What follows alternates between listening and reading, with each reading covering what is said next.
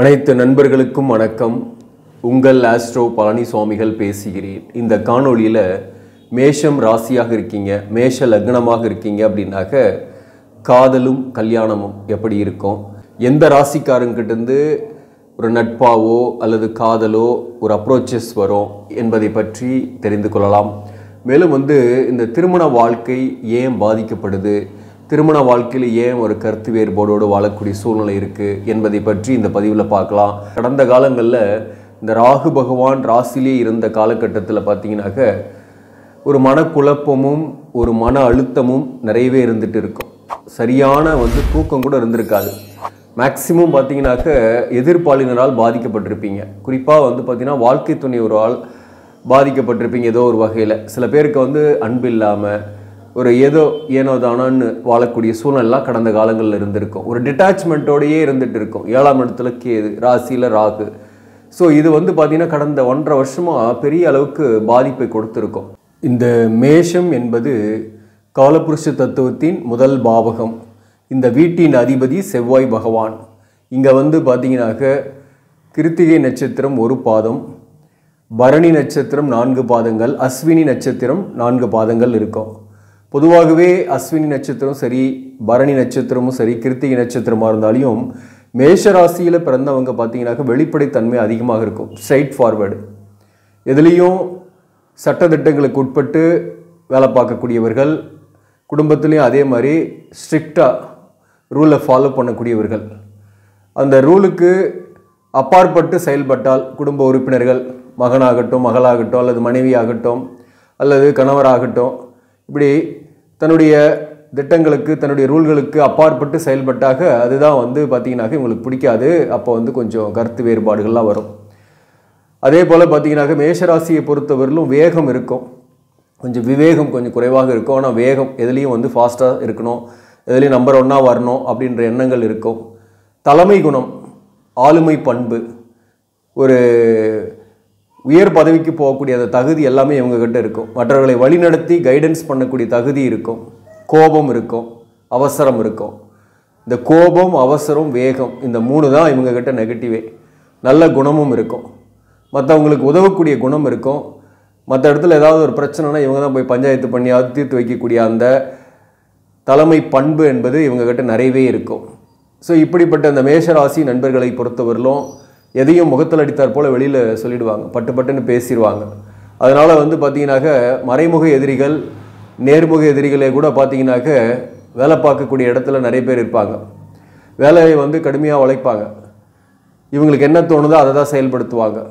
மேலதிகாரி சொல்லிட்டாங்க, மேலதிகாரிகளுடைய திட்டங்களுக்கு இவங்க உட்பட மாட்டாங்க. அதனால் மேலதிகாரிகளே கூட பார்த்தீங்கன்னாக்க இவர்களுக்கு எதிரிகளாக இருப்பாங்க அல்லது பிடிக்காது. அதனால் இவர்களுக்கு வர வேண்டிய அந்த நல்ல பலன்கள், பெனிஃபிட்ஸை தாமதமாக கிடைக்கும் அல்லது சில பேருக்கு கிடைக்காமே இருக்கும். இந்த ரெகக்னிஷன்றது கொஞ்சம் தள்ளி போயிட்டே இருக்கும். உடன் பணிபுரியக்கூடிய சக பணியாளர்களோடு பார்த்தீங்கன்னாக்க ஏதோ ஒரு வகையில் இவங்களுக்கு மறைமுக எதிரிகளாக இருப்பாங்க. இவங்க பட்டுன்னு வெளிப்படையாக பேசுகிறதுனால, விமர்சனம் பண்ணுறதுனால இவங்களுக்கு அகைன்ஸ்டான ஆட்கள் அதிகமாகவே இருப்பாங்க. வேலை பார்க்கக்கூடிய இடத்துலையும் சரி, உறவுகளோடையும் சரி. தனக்கு என்ன தோணுதோ அதை உடனுக்குடனே செயல்படுத்துவாங்க, அதில் சக்ஸஸும் பண்ணுவாங்க. பிறர் சொல்கிறத கேட்கவும் மாட்டாங்க. கேட்டு அது நடந்தாங்கன்னா அதை செயல்படுத்தினாக அது சக்ஸஸும் ஆகிறதில்ல இவங்களுக்கு. அதுதான் இவங்ககிட்ட இருக்கக்கூடிய ஒரு பெரிய ப்ளஸ்ஸு மைனஸ்ஸு எல்லாமே. இவர்களுக்கு திருமண வாழ்க்கையை பொறுத்தவரையிலும் எப்படி இருக்குன்னு பார்க்கறதுக்கு முன்னாடி காதலை பார்க்கலாம்.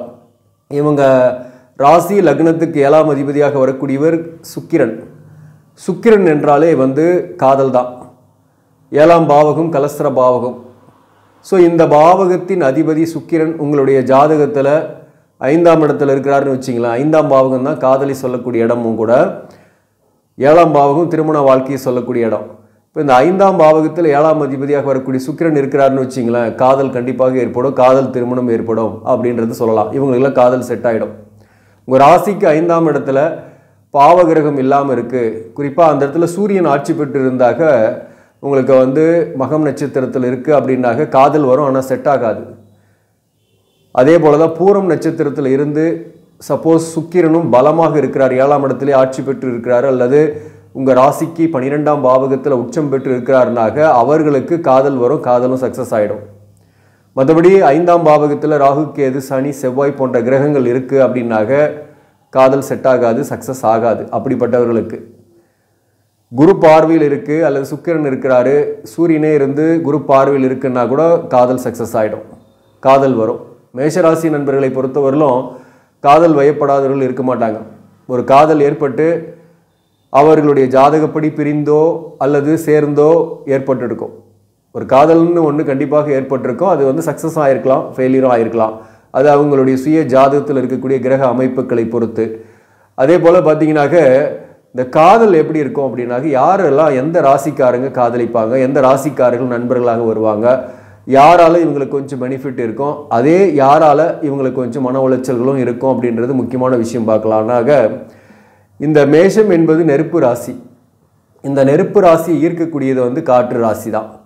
ஸோ அப்போ வந்து இவங்களுக்கு முதல் தரமாக எந்த பக்கம் எந்த ராசிக்காரங்கிட்டேருந்து ஈர்ப்புக்கள் வரும், அப்ரோச்சஸ் வரும், நண்பர்களாகவோ அல்லது காதலர்களாகவோ அப்ரோச்சஸ் வரும் அப்படின்னாக்க முதல்ல வந்து துலாம் ராசி சொல்லலாம், அடுத்தது மிதுனம் ராசி, அடுத்தது கும்பம் ராசி. இந்த 3 ராசிலையும் பார்த்தீங்கன்னாக்க நிறைய பேர் இவங்களுக்கு வந்து நண்பர்களாக இருப்பாங்க, அல்லது வாழ்க்கை துணைவராக இருக்கலாம், அல்லது காதலராக இருக்கலாம், காதலியாக இருக்கலாம், ஏதோ ஒரு வகையில் இருப்பாங்க. ஒரு பக்கம் இவங்க சப்போர்ட் பண்ணுவாங்க, அதே சமயத்தில் இவங்களால் கொஞ்சம் வந்து பார்த்திங்கன்னா கொஞ்சம் மன உளைச்சலுக்கும் ஆளாகுவாங்க. அதாவது நண்பர்களால் நன்மையும் உண்டு, நண்பர்களால் சில பாதிப்புகளும் அடைவாங்க. இவங்களுக்கு ஒரு பிரச்சனைனா ஹெல்ப் பண்ணுறதுக்கு அந்த நண்பர்கள் வரமாட்டாங்க. அதே போல் தான் வாழ்க்கை துணைவர்கிட்டையும் பார்த்திங்கனாக்க கருத்து வேறுபாடுகள் இருந்துக்கிட்டு இருக்கும். பட் இவங்க கொஞ்சம் சப்போர்ட் பண்ணுவாங்க. இவங்களுக்கு வரக்கூடிய வாழ்க்கை துணைவர் இவங்களுக்கு பொருளாதார ரீதியாக உதவக்கூடியவர்களாகவும் இருப்பாங்க இந்த மாதிரி அமைப்பில் இவங்க மேரேஜ் பண்ணிக்கும் போது. அதே போல் பார்த்தீங்கன்னாக்க இவங்களுக்கு வந்து பார்த்தீங்கன்னாக்க செட் ஆகாத ராசி அப்படின்னாக்க முக்கியமாக குறிப்பாக வந்து பார்த்தீங்கன்னாக்க நீர் ராசியில் இவங்களுக்கு செட் ஆகாது. கடகம் ராசி, விருச்சகம் ராசி. மேஷத்துக்கு அதிபதி செவ்வாய் தான், விருச்சகத்துக்கு அதிபதி செவ்வாய் தான், சஷ்டகமாக வேறு வந்துடுது. அதனால் விருச்சகம் வந்து செட் ஆகாது இவங்களுக்கு. அதே போல் பார்த்தீங்கன்னாக்க மீனம் ராசி கூட இவங்களுக்கு செட் ஆகாது, அதுவும் சஷ்டகத்தில் வந்துடும். ஸோ அந்த மாதிரி நீர் ராசியாக வரக்கூடியவர்கள் இவங்களோட பழகுறாங்க அல்லது காதலிக்கிறாங்க அல்லது ஒரு நட்பாக இருக்கிறாங்கன்னா அது லாங் டேர்மாக வராது. அது வந்து பிரேக்கப் ஆகிறதுக்கு நிறைய சான்சஸ் இருக்குன்றது நீங்கள் தெரிஞ்சுக்கலாம். ஆனால் வந்து காற்று ராசியாக வரக்கூடிய சப்போஸ் உங்களுடைய காதலர் அல்லது காதலி நண்பர்கள் துலாம் ராசியாக இருக்கிறாங்க அல்லது வந்து கும்ப ராசியாக இருக்கிறாங்க, மிதுன ராசியாக இருக்காங்கன்னா அது செட் ஆகும். அது காதல் வந்து சக்ஸஸ் ஆகிறதுக்கு வாய்ப்பு இருக்குது அல்லது அந்த நட்பால் பயன் உண்டு அப்படின்றது நீங்கள் தெரிஞ்சுக்கலாம். ஆனால் நீர் ராசியாக இருந்தாங்க அவங்களால பயன் எதுவும் இல்லை, அவங்களுக்கு நீங்கள் தான் ஹெல்ப் பண்ணணும் அப்படின்ற மாதிரி விஷயத்தை நீங்கள் புரிஞ்சிக்கலாம். இப்போ வந்து பார்த்தீங்கன்னாக்க திருமண வாழ்க்கையை பொறுத்தவரையிலும் பார்த்தீங்கன்னாக்க கடந்த காலத்தில் அந்த ராகு கேதுக்களோட சம்மந்தப்பட்டு இருந்ததுனால 1-7 இந்த பாவகங்களையும் சம்மந்தப்பட்டு இருந்ததுனால திருமண வாழ்க்கையில் சதா கருத்து வேறுபாடு, சச்சரிவுகள், ஒரு அன்பில்லாத சூழ்நிலை தான் குடும்பத்தில் இருந்திருக்கும். திருமணம் ஆகாதவர்களுக்கு நீண்ட நாளாக வரன்கள் பார்த்துட்டு இருந்தவங்களுக்கு கூட வரன்கள் அமையாமல் கஷ்டப்பட்டுட்டு தான் இருந்திருப்பீங்க, செட் ஆகிருக்காது. ஆனால் இந்த நேரத்தில் வந்து செட் ஆகக்கூடிய காலகட்டத்துக்கு வந்துட்டீங்க. சனி பகவானும் 11ஆம் பாவகத்தில் இருக்கிறாரு, இந்த ராகு கேதுக்குள்ளே விலகிடுச்சு. அதனால் வந்து பார்த்தீங்கன்னாக்க உங்கள் சுய ஜாதகத்தில் தோஷங்கள் இல்லாமல் இருந்து பிரிந்திருந்துறீங்க, உங்கள் சுய ஜாதகத்தில் கலசர தோஷம் தாரதோஷம் இல்லாமல் இருந்து தனித்திருக்கிறீங்க அல்லது பிரிஞ்சிருக்கீங்க அப்படின்னாக்க இந்த காலகட்டத்தில் பொறுத்தவரையிலும் பார்த்தீங்கன்னாக்க சேர்றதுக்கு நிறைய சான்சஸ் இருக்குது.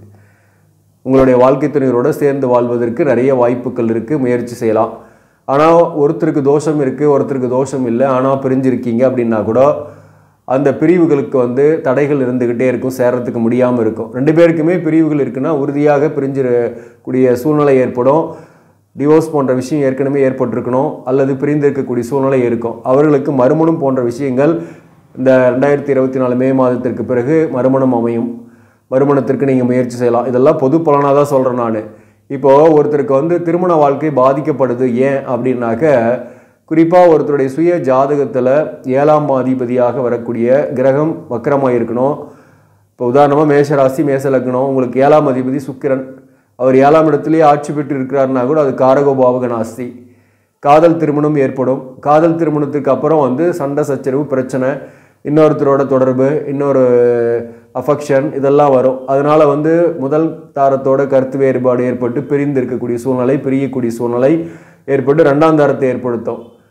அதே கிரகம் அந்த சுக்கிரனை வக்கரம் பெற்று இருக்கிறாருன்னு வச்சிங்களேன், ஏதோ ஒரு இடத்துல வக்கரமாக இருக்கிறாருன்னா கூட அது பிரச்சனை தான். உங்களுக்கு ஒரு தாரம் கழிஞ்சு 2ஆம் தாரம் ஏற்படும் தெரிஞ்சுக்கலாம். இந்த 7ஆம் பாவகத்தில் சனி உச்சம், வாழ்க்கை துணைவரால் ஆதாயங்கள்லாம் வரும் உங்களுக்கு. வாழ்க்கை துணைவர் உங்களுக்கு வரக்கூடியவர் வந்து ஒரு நேர்மையானவராகவும் நியாய தர்மத்துக்கு கட்டுப்பட்டவராகவுமே இருப்பார்.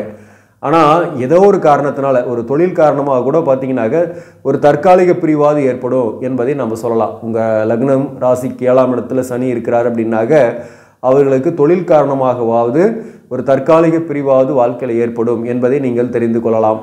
அதே போல் செவ்வாய் போன்ற கிரகங்கள் இருக்குது, ராகு கேதுக்கள் அங்கே தொடர்பு கொண்டு இருக்குது அப்படின்னாக கொஞ்சம் கடுமையாக இருக்கும். மேலும் வந்து 7ஆம் அதிபதியும் பாதிக்கப்பட்டு நீச பங்கமாக இருக்கிறாரு. பக்கத்துலேயே வந்து சுக்கிரன் வந்து பார்த்திங்கனாக்க கண்ணிலிருந்து நீச பங்கமாகிறாருன்னு வச்சிங்களேன்.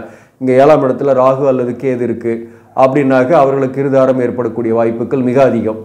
ஸோ இதெல்லாம் வந்து இந்த அமைப்புகள் இருக்கும்போது அது கலசர தோஷத்தை ஏற்படுத்தக்கூடிய அமைப்பு. இந்த கலசர தோஷம் கடுமையாக பாதிப்புகளை ஏற்படுத்தும். ஒரு தாரத்தை கழுவி வச்சு 2ஆம் தாரத்தை ஏற்படுத்தும்.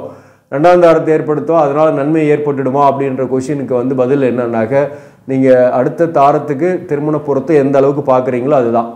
அதாவது 2ஆம் தாரம் தானே, நம்ம திருமண பொருத்தெல்லாம் எதுவும் பார்க்க தேவையில்லை, ஏதோ ஒன்று வர்றதை கல்யாணம் பண்ணிடலாம், அவங்களுக்கு 2ஆம் தாரம் நமக்கு 2ஆம் தாரம் ஒன்றும் பிரச்சனை இல்லை அப்படின்னு மட்டும் நினச்சிடாதீங்க. அவங்களுக்கு 3ஆம் தாரமாக கூட இருக்கலாம், 4ஆம் தாரம் கூட இருக்கலாம். நீங்கள் தெரியாமல் அது கல்யாணம் பண்ணி அப்புறம் சண்டை போட்டு பிரிஞ்சு அதுக்கப்புறம் அவர் 3ஆம் தாரத்தை நோக்கி போகும்போது நீங்களும் அடுத்த தாரத்தை நோக்கி போக வேண்டிய சூழ்நிலைலாம் ஏற்பட்டுடும். ஸோ இதெல்லாம் வந்து பார்த்திங்கனாக்க திருமண பொருத்தம்ன்றது வந்து 2ஆம் தாரம் பண்ணும்போதும் கண்டிப்பாக பார்க்கணும். அது ரொம்ப ரொம்ப முக்கியமானது. அடுத்தது சொல்ல போனாக்க திருமணம் ஆகாதவர்களுக்கு பார்த்திங்கனாக்க உங்களுக்கு கலசர தோஷம் இருக்குன்னாக்க இதே மாதிரி தாரதோஷம் கலசர தோஷம் ஜாதகத்தை தயவுசெய்து இணைக்காதீங்க. அப்படி இணைக்கிறீங்க அப்படின்னாக்க கண்டிப்பாக உங்களுக்கு கோச்சாரத்தில் 7.5 சனி, ஜென்ம சனி, இல்லை பாத சனி, இந்த மாதிரி அஷ்டமத்து சனிலாம் வருதுன்னாக்க கண்டிப்பாக அந்த காலகட்டத்தில் பிரியக்கூடிய சூழ்நிலை ஏற்பட்டுடும். உங்களுக்கு கலசர தோஷம் இருக்குன்னா அட்லீஸ்ட் சுத்த ஜாதகத்தை இணைங்க. உங்களுக்கு ஏதோ ஒரு நிலையில் ஒரு தற்காலிக பிரிவோடவாது போயிடும், அல்லது ஏதோ ஒரு பரிகாரம் பண்ணால் கூட பார்த்தீங்கன்னாக்கா ஒரு விட்டு கொடுத்து கொஞ்ச நாள் கொஞ்சம் அட்ஜஸ்ட் பண்ணிங்கன்னா கூட உங்களுக்கு அந்த பாதிப்பு என்பது பெருசாக இருக்காது.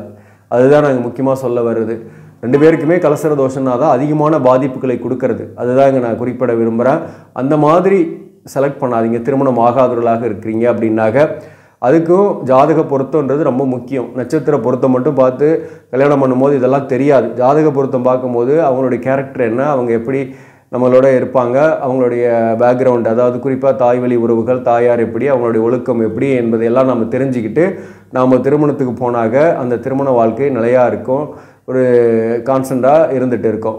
அப்படி இல்லை நம்ம வந்து நட்சத்திர பொருத்தம் மட்டும் பார்த்துட்டு அவசரமாக திருமணம் செய்யக்கூடிய ஒரு சூழ்நிலைக்கு நிர்பந்தத்துக்கு தள்ளப்படுறீங்கன்னாக்க ஒரு அவசரமான திருமணத்துக்கு போகிறீங்கன்னாவே அந்த இடத்துல உங்களுக்கு பாதிப்பு இருக்குன்னு அர்த்தம்.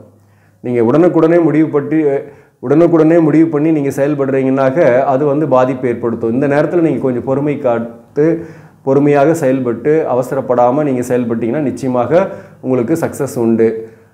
ஆக நண்பர்களே, இந்த பதிவு உங்களுக்கு பிடிச்சிருந்தாக லைக் பண்ணுங்கள், இதை மற்றவர்களுக்கும் ஷேர் பண்ணுங்கள். இன்னும் நம்ம சேனலை சப்ஸ்கிரைப் பண்ணாமல் பார்க்குறவங்க சப்ஸ்கிரைப் பண்ணி கண்டினியூ பண்ணுங்கள். இதன் மூலம் உங்களுக்கு ஒரு சரியான ஜோதிட தகவல்கள் கிடைக்கும். நன்றி, வணக்கம்.